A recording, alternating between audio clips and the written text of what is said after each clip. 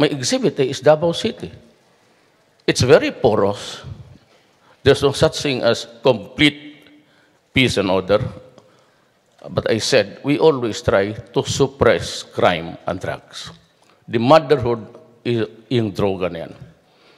Once they start stealing from you, from your family, to friends, then they go up higher and go into serious crime and rape, which was unheard of in our generation.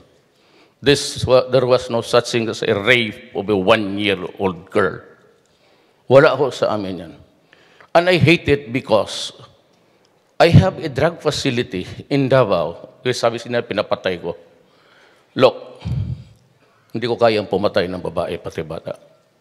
Siguro yung drug lord, maybe yes, with pleasure. Kasi galit talaga ako. I am mad. Kaya sa Davao pa, wala pa ako dito. Not even the shores of Manila before. In 1988, I've been mayor for 22 years. Sinabi ko ta sa Lagacan, drugs and criminality must stop. It is just simply intolerable to me. And I would do it even if it would, listen, cost me my life, my honor, and even my liberty. Wala akong gitna niyan. But it would always be in accordance with law. If it would come down to a shooting, I am sure that my orders would be followed that do not allow yourself to be killed. My God, kill the criminals and I will protect you. Do abuses, private crimes, and I will kill you. Yun ang sinabi ko doon. We were desperate. We were on the crossroads from just a transition of martial law. Then we were enjoying the full benefit of a democratic space. Ang problema doon sa amin noon, every time Dick and Harry would want to fight the communists were given firearms. So at the end of martial law, there were a lot of firearms in the hands of people who were not authorized to use them. So I had to worry about the remnants of the martial law, lawlessness, and with the new abundance of criminals. Kasi wala nang komunista, wala namang pinapatay. So they went into a rampage. And I said, I've been a prosecutor, I've been a trial fiscal for 10 years. Sabi ko, hindi ko talaga kaya yan. Hindi ko masikmura yan.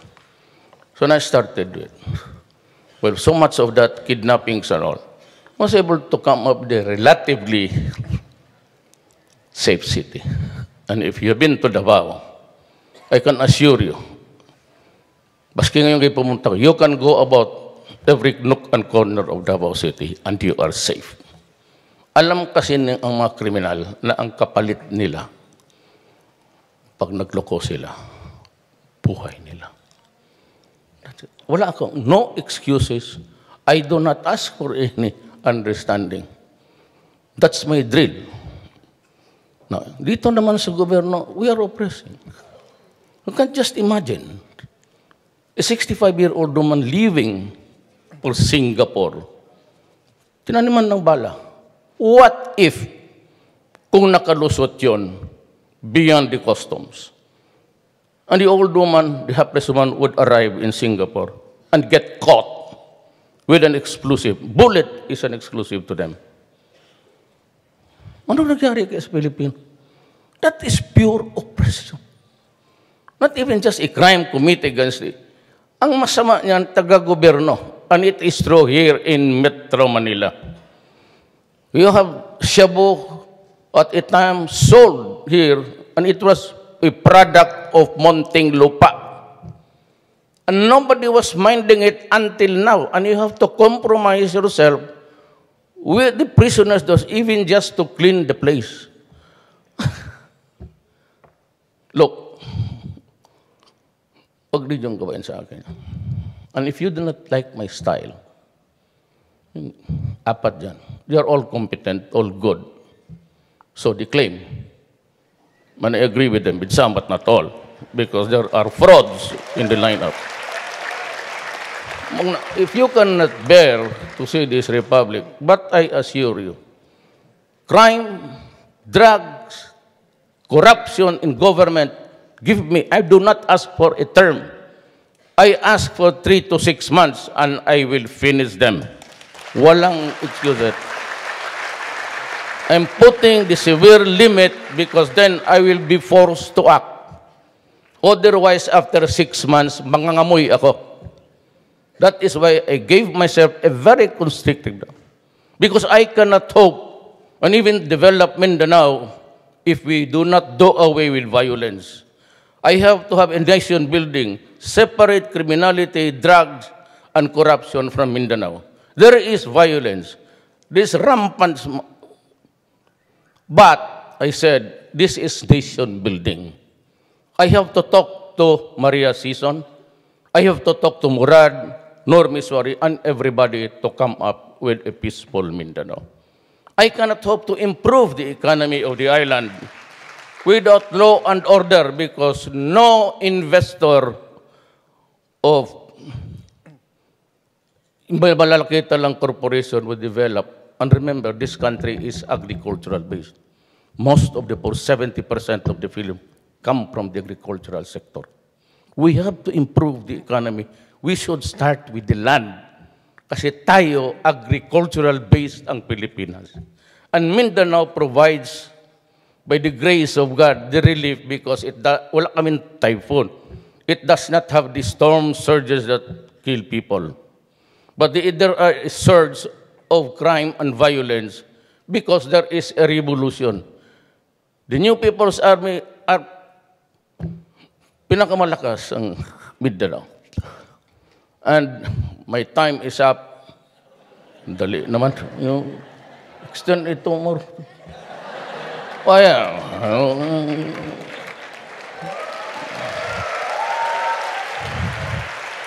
pagka pumasok yung mga kalaban ninyo, papasukin. Ganda-ganda ng panahon dito. Kung gusto niya, magsampalan kami dito.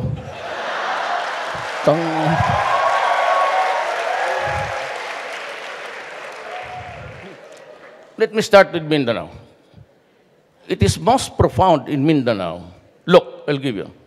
1521, Magellan landed in Leyte, island of Limasawa. Why he landed there, si Magellan?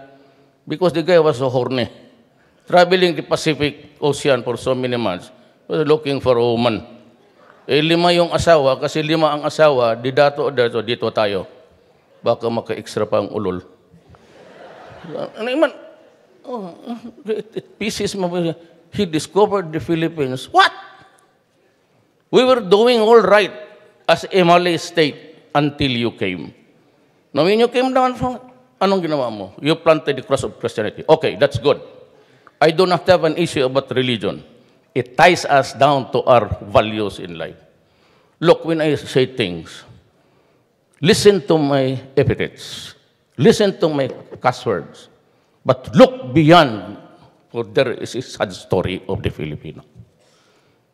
In 1521, my God, 70 years, sabi ng Muslim scholars, Islam, it's about 1 century. But I place it at 16, looking at the archives. Islam was already planted firmly in Mindanao. So when you come down and say, I claim ownership and possession of these islands in the name of the King of Spain, and I would call all the natives and Filipinos, that guy started the trouble. Down from the imperial throne, the highly centralized government for control, down to the Americans, maintaining the same system for control. And until now, we have this war. Surely, when he said that I own these islands, a grave injustice was already committed against the Moro people. They would not relish to be called Filipinos because they cannot be the subject of a Christian King Philip. Yan ang dynamics ng Mindanao. So we have a problem. We claim that they are rebelling. It's just simply, ang problema, I was with Murad when I came here for this gathering. And Murad asked me sa aeroplano, Mayor, is it true that Normiswari has declared independence? Sabi ko kay Nur noon, Nur, do not do it. 4 months, 6 months ago sa Marco Polo sa Davao. Because when you do that, and 1 or 2 or 3 states would recognize you, then you raise the fighting in Mindanao to a belligerent state. And then you have to deal with Miswari now as a state, and you have to resolve it before the United Nations. Hindi lang ninyo alam talaga ano kabigat ang problema sa Mindanao. If nothing about BBL, then we cannot develop. Business cannot. If there is no BBL, there will be trouble again. Fighting would flare up. Yung mga multinationals, nandyan lahat, they would start to withdraw. Then you lose the money and you lose the job. Now, if it goes kapot, stock exchange, ganun lang yan. Isang pindot lang yan, you lose the whole of the money from the country. That is why I hold it as an article of faith, or they call me ultra-right. I am not. I am a leftist. I never hid it. Ang partido ko bayan. Hindi ako sabihin ninyo na I just govern exactly what I see would fit into the system and be right all the time. Human rights accusation, what? Dilemma. She was the chairman of the Commission on Human Rights. She became the DOJ. And Shabu was flourishing. Ako isang opisyal na binabanata niya ng human rights. I say si Gusto Davao, ang bank with the commissioner. And she tell me, Mr. Duterte, you were overheard one day that you threatened a certain Alfredo Mendoza. What is really very unfortunate is that 2 days after he was found dead with a gunshot wound in the head. What is horrible? Nobody was answering. I said, ako? Yes! You are the responsible person in this city. And I said, ambot.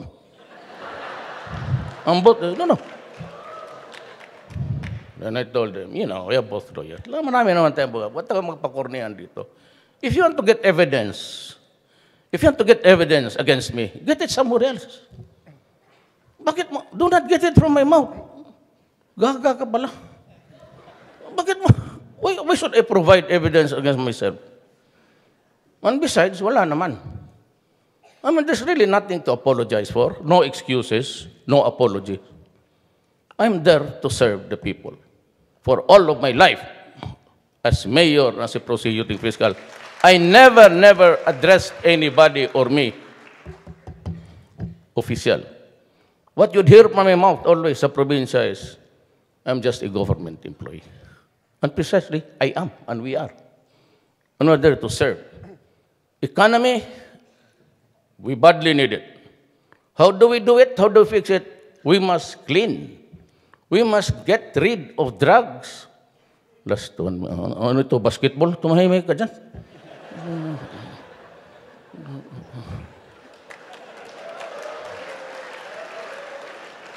Wala nang ang kalaman, pa last minute ka pa dyan. I'm good after 8 o'clock tonight. Really, I came prepared. Food, okay. Kusot-kusot lang, masaya. Siya na?